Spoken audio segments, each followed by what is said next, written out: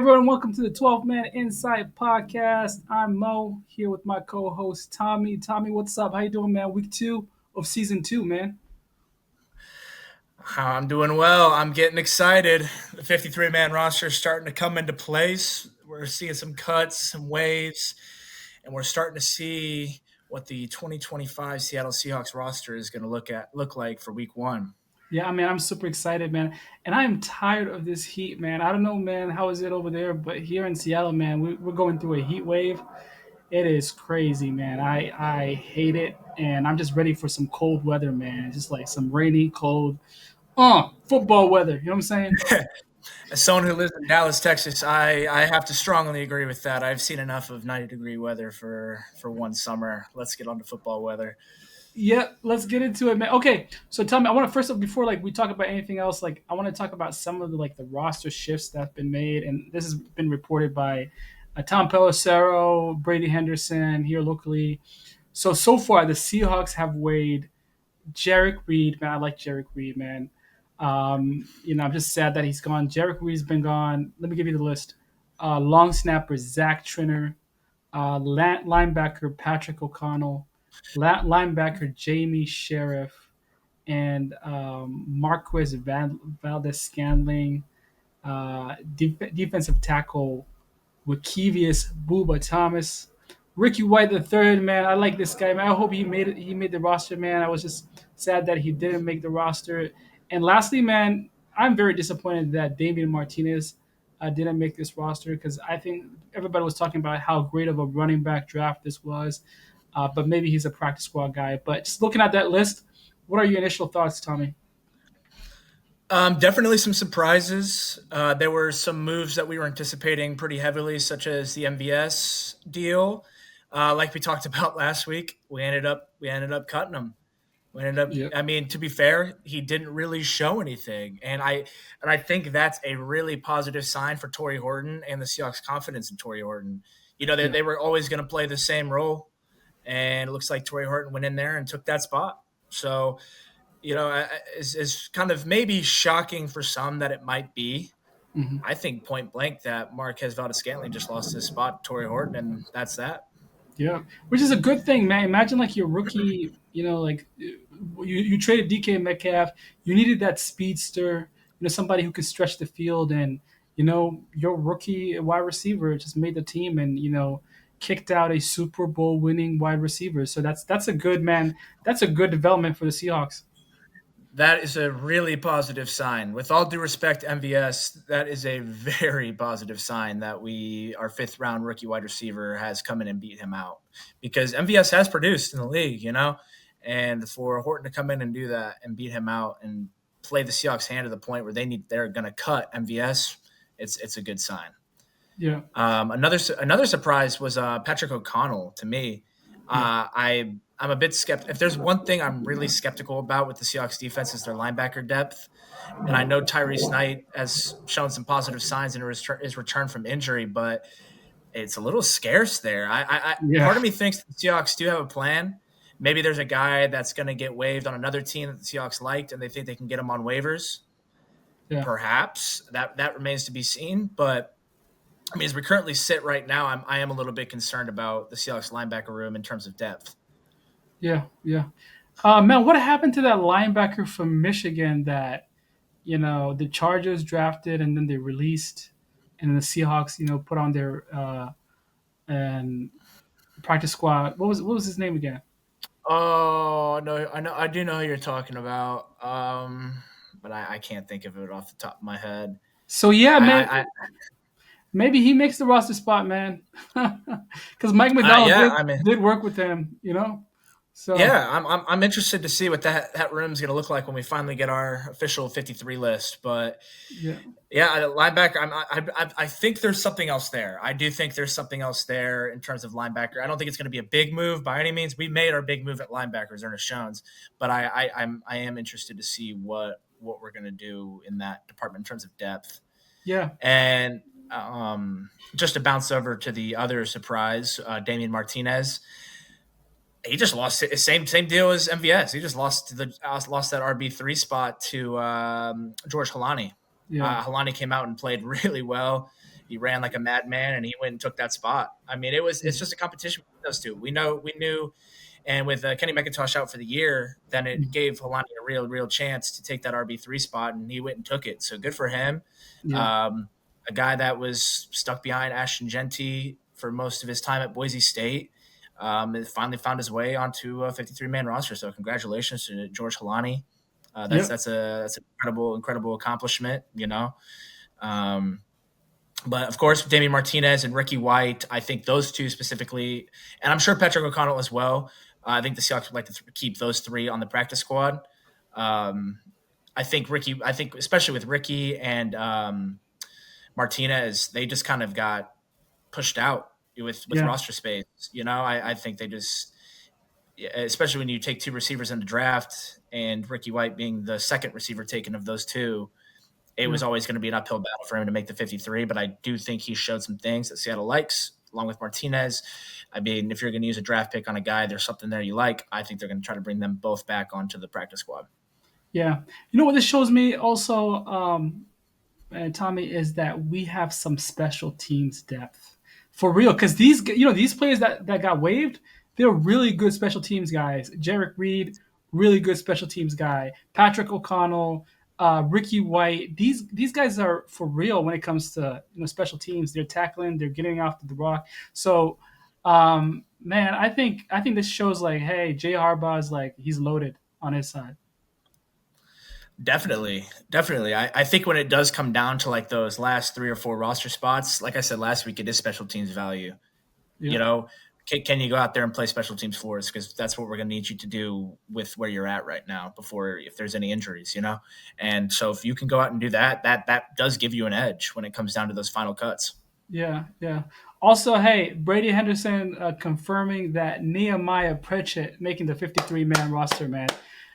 Yo, I did not see that coming because, like, I thought maybe, like, they're good at, the corner spot. They're going to bring in somebody else, or because I didn't see him making the 53-man roster. I thought he would be, like, a casualty guy because, like, there was all these other spots that they wanted to, like, include. What did you think about Nehemiah Pritchett making the 53? Did you expect that? I did actually. Mm, I think there are position groups where you should probably take more than you will with other position groups, and I do mm, think DB is one of those. mm, If you let a guy like Nehemiah Pritchett go onto waivers, I'm gonna guess he probably gets claimed. And I mean, he was a draft pick by Seattle, mm. and they obviously saw something they liked. He showed some things last year, minimal at that, but showed some things. And I just think that in terms of depth, they want to keep working with them and see where that goes. Because Josh Jobe is holding down that weak side corner spot, but I don't think that Josh Jobe has shown enough to be like, this is our guy forever. And of course, we're going to have to pay 2 of these corners. So there's a chance that if Josh Jobe plays well, probably can't afford him his services along with paying Reek and Spoon. Yeah, So it's good to have corner depth. It's good to have corner depth with guys that you liked enough to draft and have shown some things. So I don't think I'm as surprised that he made it. yeah, But now that's not to say that he's safe the entire year. I mean, yeah, that's why I said at the beginning of the episode, like, we're seeing what our 53-man roster looks like week 1. yeah, I yeah, mean, the rosters change throughout the year in maybe minimal ways, in some ways big ways, and I don't think that we have seen our final Seahawks roster for the year. I think that we're going to see some small minimal changes throughout the season, shifting and moving guys up, down from the practice squad and stuff like that. So we'll kind of just see how yeah, that plays yeah, out. yeah, yeah. Definitely, man. I agree with you. I think, yeah, corner is always that premium spot. Like you wanna address. I just think like there was a lot of talent. Like they would prioritize over him, and they would kind of how do you say live to fight another day. Maybe just find a corner like somewhere like mid-season or like somebody who got waived or something like that, and put him on the practice squad. Maybe like that. So, but like I'm glad like if Mike McDonald thinks highly of him, hey, like this guy needs to make the 53. That just kind of shows me, hey, this kid has potential. But Quick question, Tommy. What does this mean for Reek Woolen, man? Like, does that mean like, hey, we're developing guys behind you, and if you don't play your ass off this year, like, you're not getting paid? No, I don't think it's that deep. I think none of these guys are on the level as of Reek as in terms of coverage corner. Yeah, I mean, does Reek have some flaws? Absolutely, absolutely. We've seen it. Some of them were really apparent last year. But I mean, no, I don't think Reek's in jeopardy with any of these guys in terms of competition and getting pushed out and not with like the Seahawks losing their intent to resign. I don't really see that with the guys that we kept behind him. Whether we resign Reek one or not is totally unrelated to I think who we kept behind him on the 53. I think that itself will take care of itself, and it's his contract year, so we'll see what he brings. yeah, awesome, awesome. All right, so another news coming out, Tommy, is your boy Mike Jarrell, man, traded to the Falcons for a conditional seventh. Uh, what do you I think think. about that? Well, my first thought is I think the Falcons watched our cut up of Mike Jarrell against the Falcons last Yeah, year, yeah, so that's my yeah, first now. But no, I mean, truly, it is as funny as like this player played well against us. yeah, Like exactly. he had, and like he's a young guy, we can get him for cheap. Let's do it.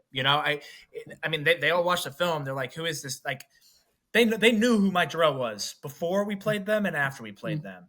And then they yeah, had film of Mike Jarrell playing against their guys and playing, I think, respectably. yeah, Um, so yeah. I mean, the Seahawks weren't going to. Obviously, what that tells us is the Seahawks were going to cut Mike Terrell and end up just getting a pick out of him because Atlanta didn't want to have to wait on the waivers for him and yeah, have him sign somewhere else. So yeah, yeah, I mean, good for Mike. Found another spot. Found a team that sees something in him as well. And good luck to him in Atlanta. yeah, yeah. It's always a good Man, story when you get a small school guy like that. They're fun to root for and defying the odds and stuff like that. So yeah, I wish him the best in Atlanta. yeah, yeah. But Matt, why do you think a lot of teams do that though? Like, because I think like part not fully, but part of bringing Sam Darnold to Seattle was maybe like the Seahawks saying like, okay, we can't get Geno anymore, but and this guy played good against us, so we're gonna give him a shot. Like not fully, but you know what I'm saying. Like maybe like part of it, was that idea. So why do teams like make that move So like I usually? talked about like I talked about last week, pro scouts in the NFL. So you have college scouts and you have pro scouts. Mm, Pro scouts are not watching college kids; they're watching pro players, and whether that's for free agency, whether that's for roster cuts at the end of the mm, preseason. So they're evaluating potential cut guys and they're ranking them and presenting them to the GM and hey, this guy could be a fit. This guy could be a fit. It looks like he could be cut.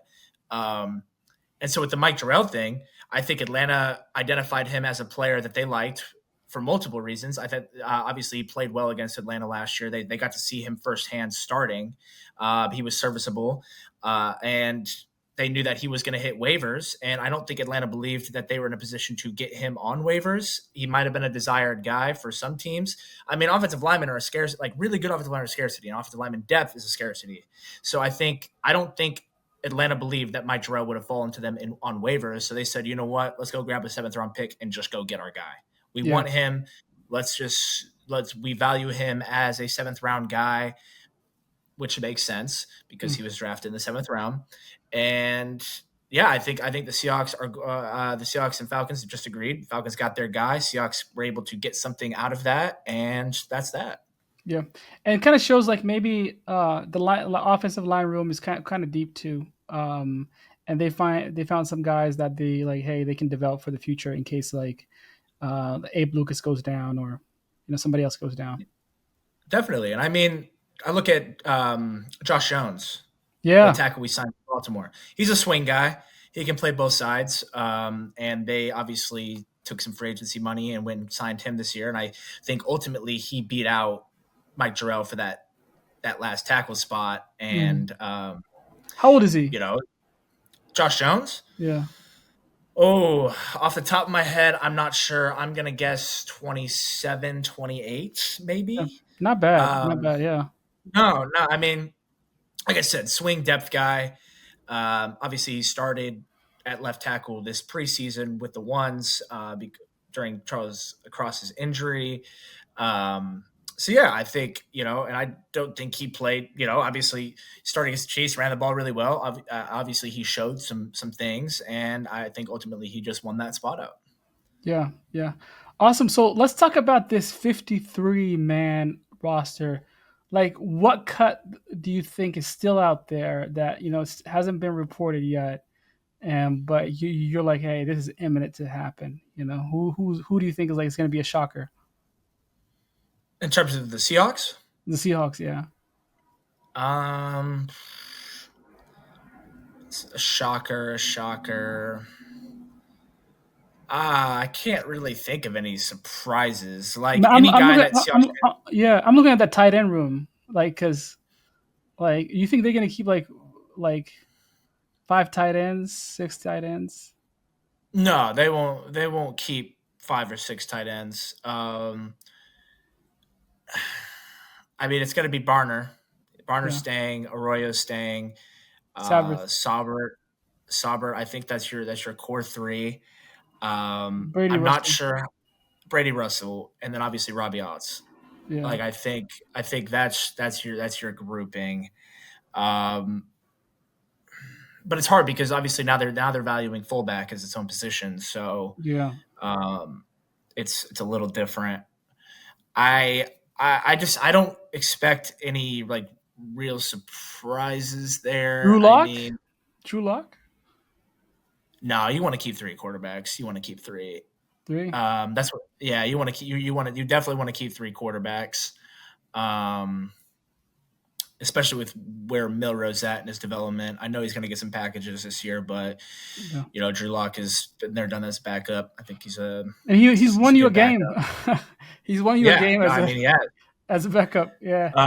against a pretty good team. So, Yeah. um, So yeah, you got to uh, keep him.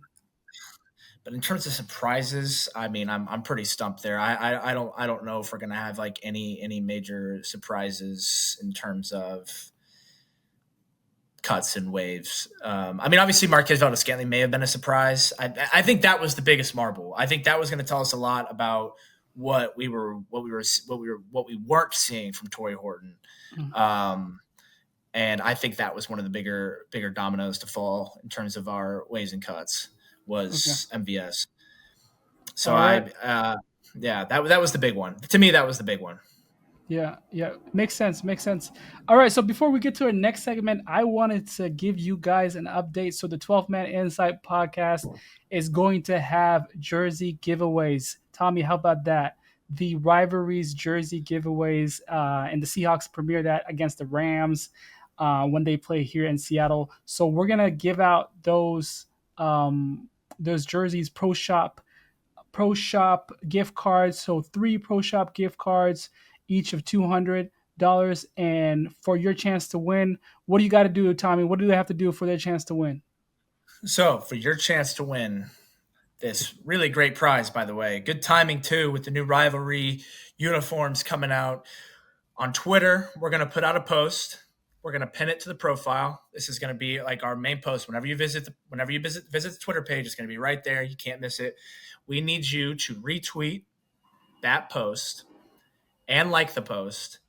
And then on our TikTok, we need a follow and then either a like or comment.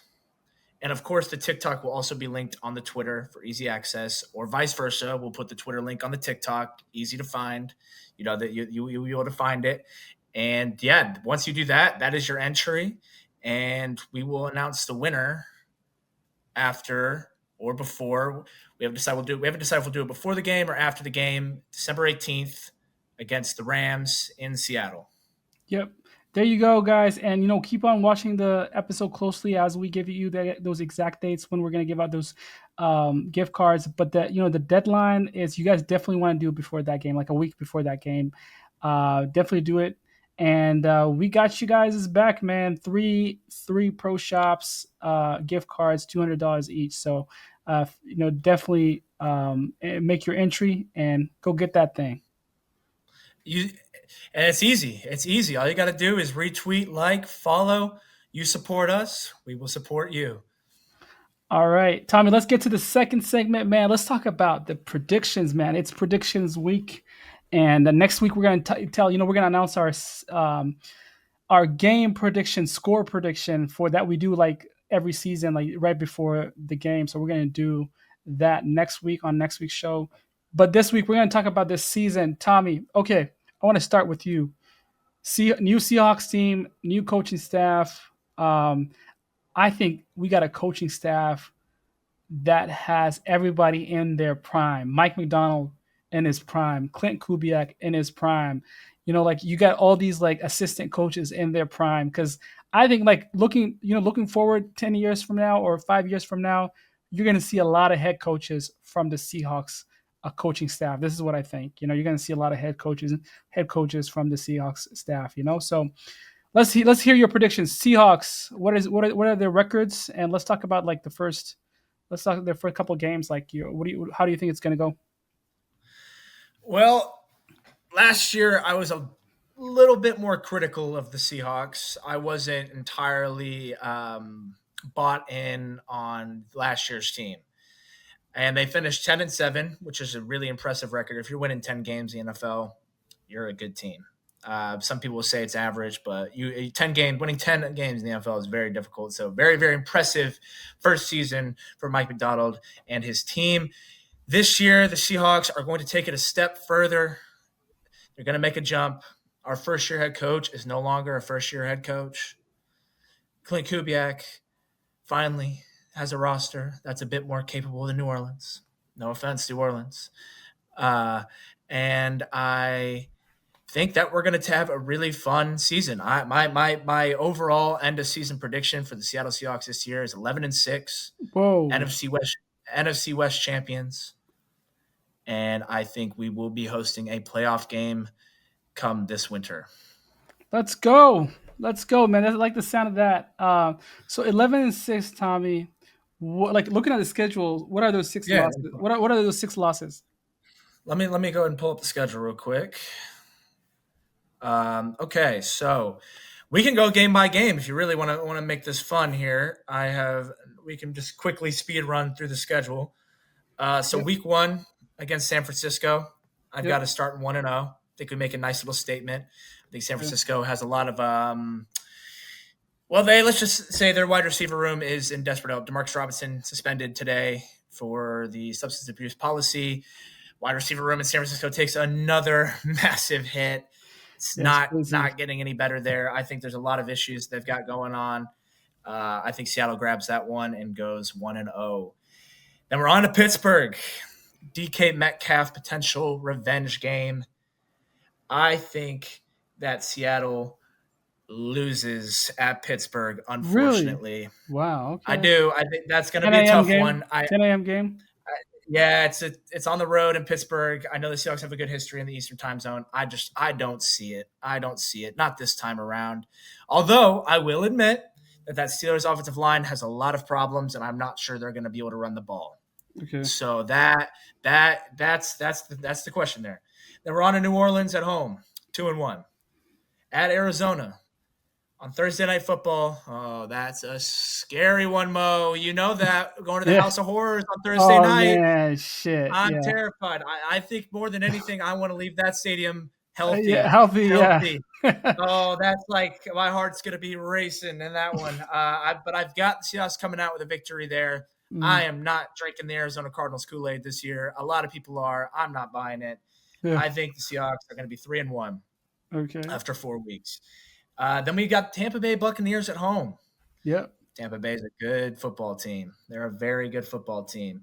And I know they won't have Godwin then. I know they won't have Jalen McMillan then. But they've got a really good rookie in Emeka Egbuka paired with Mike Evans. Bucky Irving's back.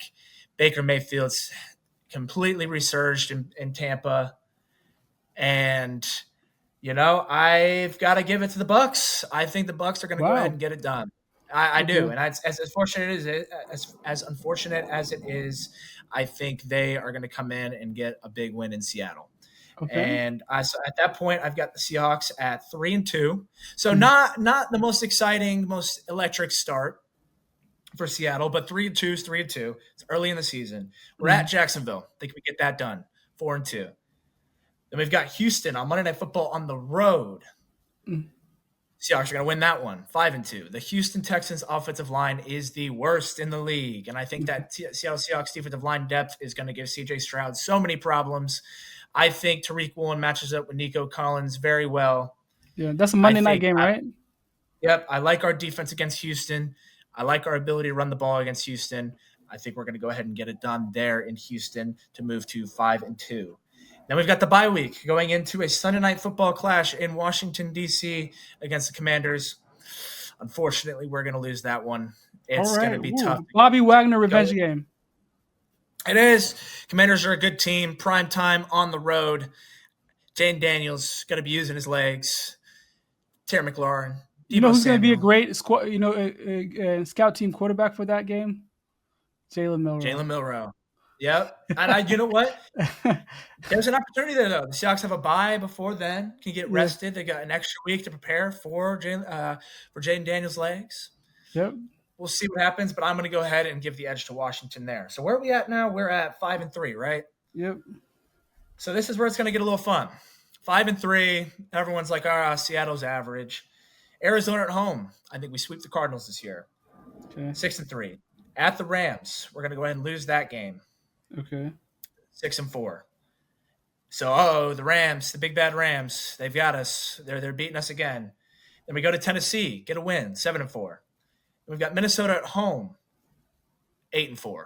Okay. Then we go to Atlanta, who I'm gonna say Seattle is going to win in Atlanta this year, but Atlanta is a team to me that could surprise a lot of people this year. So if they turn out to be who they might be, Yeah. that could be a tougher game than we think. But as we currently stand, I'm going to give us a win in Atlanta. So we're 8-4. Then we're going to beat the Colts at home, 9-4. Then we're going to beat the Rams at home, 10-4. And then we're going to beat the Carolina Panthers on the road to go to 11-4. And I've completely messed up my record right now because there's one game left, so I must have missed a game. 49ers. But the 49ers. And yes, I could say that the Seahawks are going to beat the 49ers on the road. But I'm going to say they drop that one. And Oh, and wow. it's hard to win divisional games. And I know the 49ers have some questions, but I think we only sweep one NFC West team this year, and it's going to be the Cardinals. Yeah. And I do think there's some fringe losses on there. I think Atlanta could be a loss. I think Houston has a chance to be a loss, but I don't really see it. Yeah. I think Pittsburgh could be a win, and I think Tampa Bay could be a win. So there's a couple coin flip games in there that could really define Seattle's season. But Yeah. as we currently stand, I think it's going to be 11-6. I think it's going Yeah. to be a great season, exciting. 11-6 would be fantastic, division champs, Yeah. and I think they're hosting a playoff game come this December, and I think it could be the Commanders. I think we could be Yeah. hosting the Commanders and get a little revenge, a little sweet revenge this time at home. Yeah. But we'll have to see. Yeah. All right. And Tommy, my predictions. I've been critical of Sam Darnold the entire year. I was like, hey, maybe this guy is not gonna repeat what he did in Minnesota. But I've looked at the data, Tommy. I looked at the reality. I've looked at what he's got. I looked at, like this Seahawks team. And my prediction is 14-3. Sam Darnold is going to repeat the same season he had in Minnesota last year. And I'll tell you those extra 3 wins. I think we're going to sweep the 49ers. Like I have the same record as you. Those extra game wins, like from my perspective, we're going to sweep the 49ers. They're going to be too beat up. They're going to rebuild. Probably Brock Purdy gets hurt. I don't want him to get hurt, but like I think he's going to do too much this year. He just got paid. Maybe like that backlash is on them. Maybe that becomes a problem.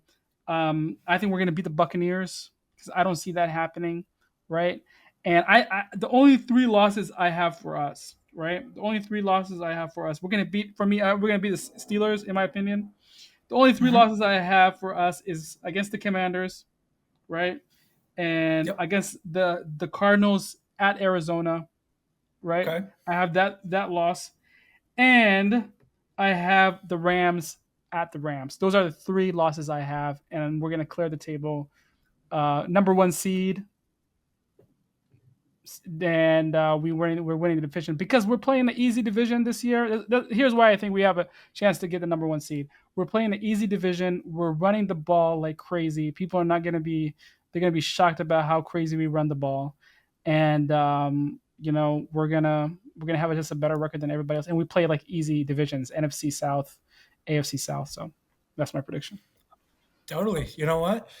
I'm I'm I'm here for it. I'm here for it. I think I'll say this: if we go 14-3, I think that would mean a lot of things. I'm going to list some players off: Byron Murphy, Boye Mafe, Derek Hall, Tyrese Knight, Dre Zabel, Anthony Bradford. Mhm. Those six players that I just mentioned, not including Gray Zabel, make a jump.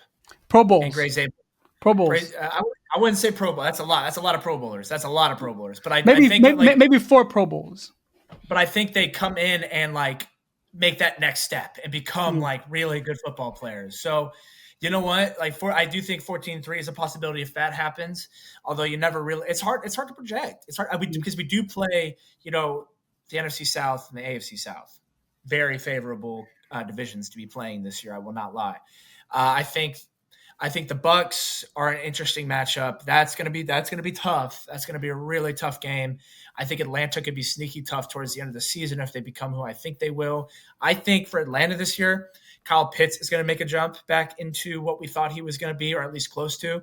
I mean, his rookie season, he got 1,000 yards, and I think he might go back into that. I think Penix is a real big fan of Kyle Pitts. I think Penix is going to feed him. Drake London, I think, is going to make a significant jump. They're a sleeper team for me to go get Jacoby Myers.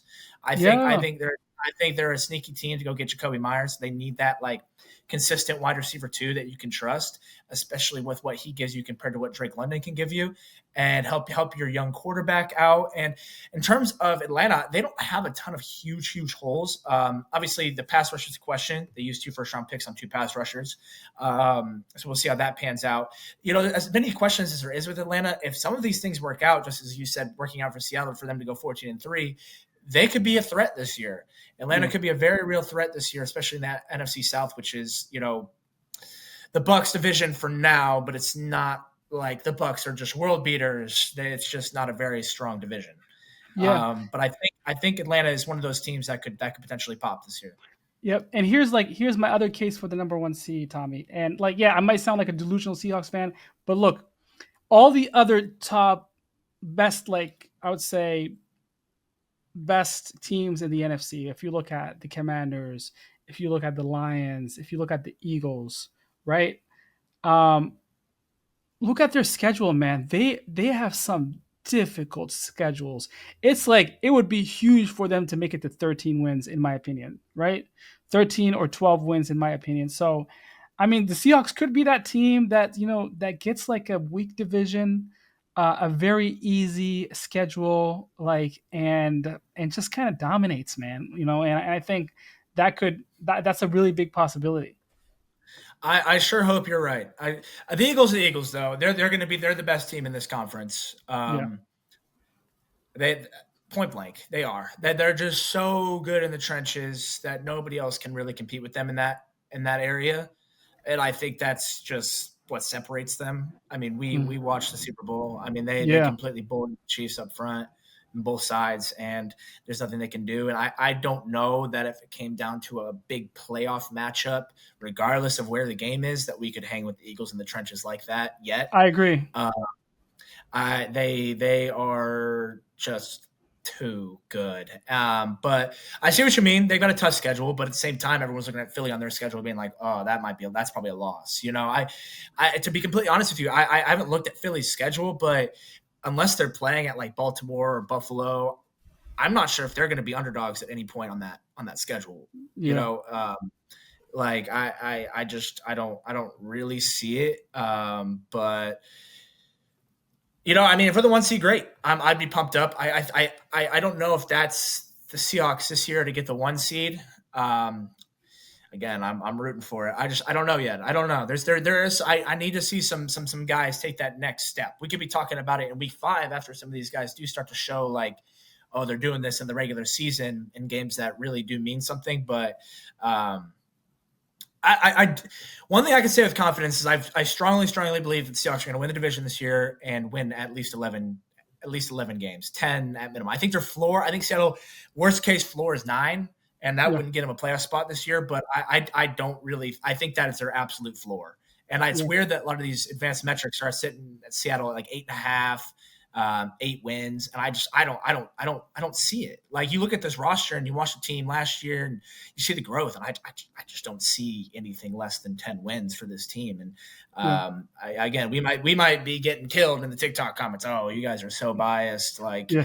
classic delusional Seahawks fans, like whatever. But no, I mean, like we see what we see, and we've seen teams in the past, and nobody looks at the Seahawks harder than Seahawks fans look at the Seahawks, and we can be very critical on our team as much as we are, excited for our team. And I strongly believe that this is going to be a really, really fun year to be a Seahawks fan. Yep. So looking at the Eagles schedule, because like you brought it up, like if I'm looking at 5 games that they can lose, right? So I think they can lose versus the Chiefs. It's possible, right? So It is, versus but let me counter you on that. I think the Chiefs' offensive line this year might be a disaster. I mean, yeah, they lost, and I don't think the Chiefs are going to be bad by any means. Like the Seahawks won a lot of games back in the day with a bad offensive line, but I just think that that's going to be their Achilles heel when they get matched up with a team that can dominate the trenches. That's going to be a nightmare situation for them. yeah. Bo next in the Broncos.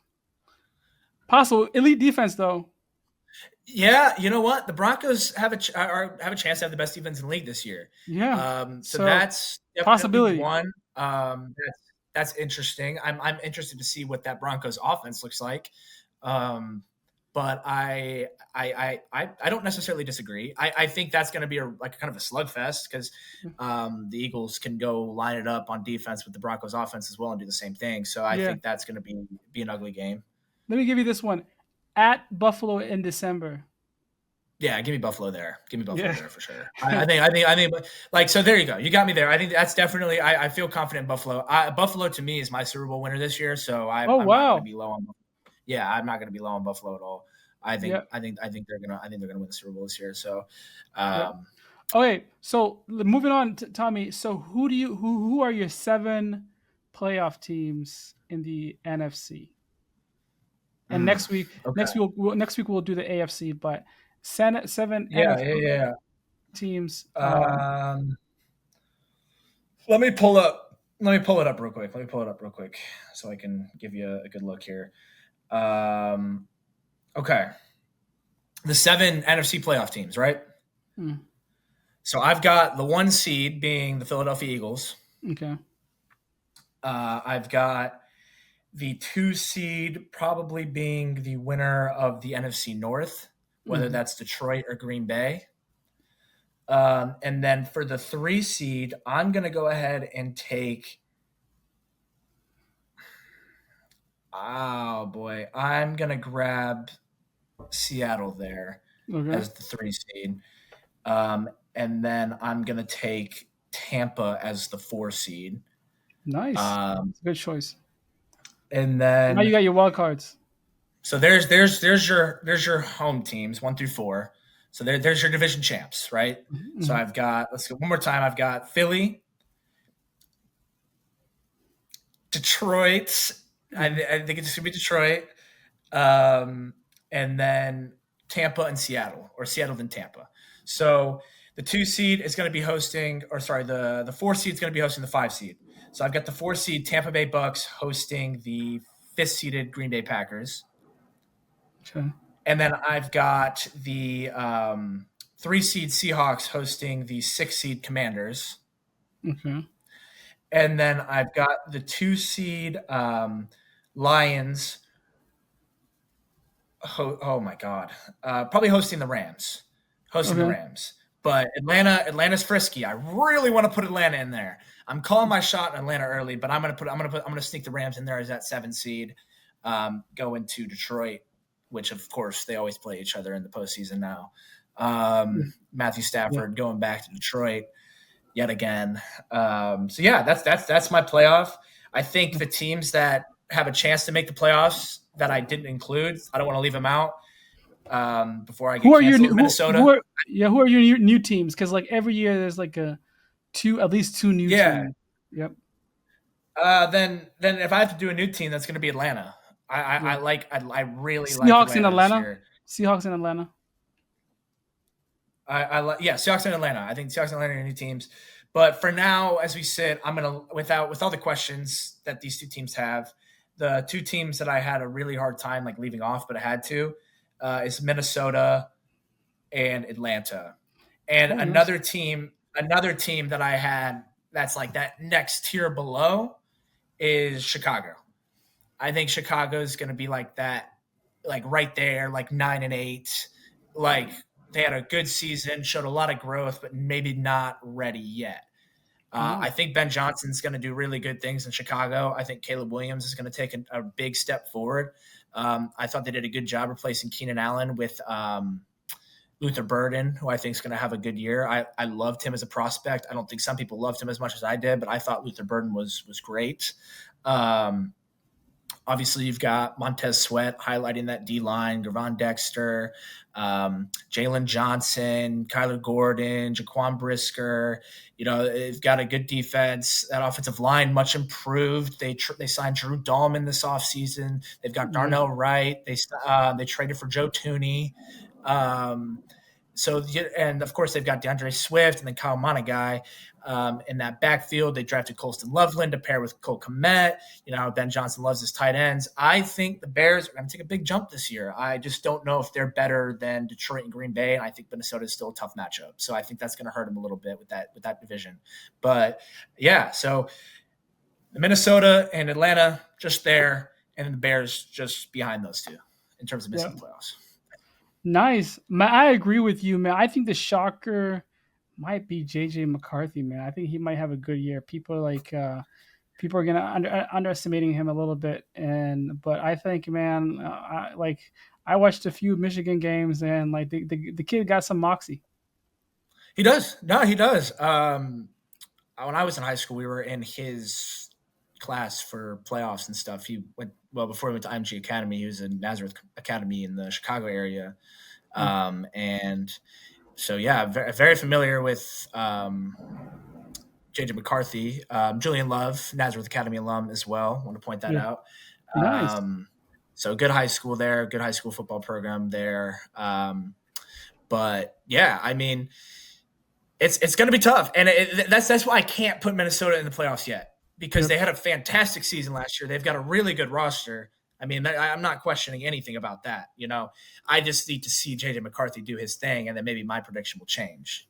And Yep. just as with Atlanta, right? I got to see Penix put it together because I think there is, and I got to see those two edge rushers they drafted in the first round do it and go out and really do their thing. Jalen Walker and James Pierce.